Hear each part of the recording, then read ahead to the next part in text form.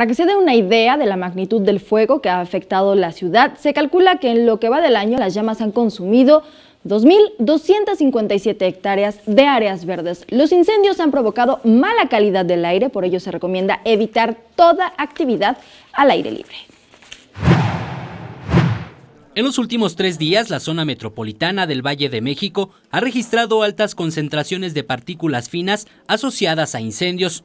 En su mayoría han sido provocados por las altas temperaturas, informó la jefa de gobierno Claudia Sheinbaum Pardo. Sin embargo, a diferencia de 2016, en 2019 hemos tenido lo que se llama, o se llamaba en alguna época los llamados anticiclones, que son masas de aire que se colocan en la parte alta de la atmósfera y evita que haya viento.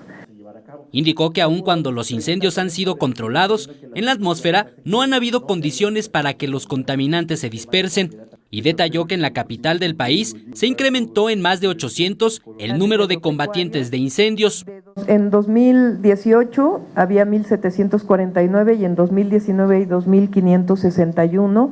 Esto es producto del incremento que hicimos al presupuesto del suelo de conservación.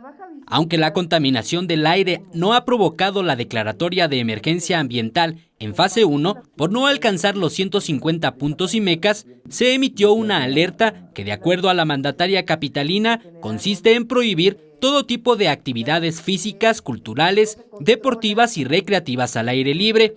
Y se espera que con las rachas de vientos que se registrarán los próximos días y que se estima alcanzarán los 17 kilómetros por hora, poco a poco las partículas contaminantes en el aire se vayan dispersando. Con imágenes de Javier Cordero, Eric Pinto, 21 Noticias.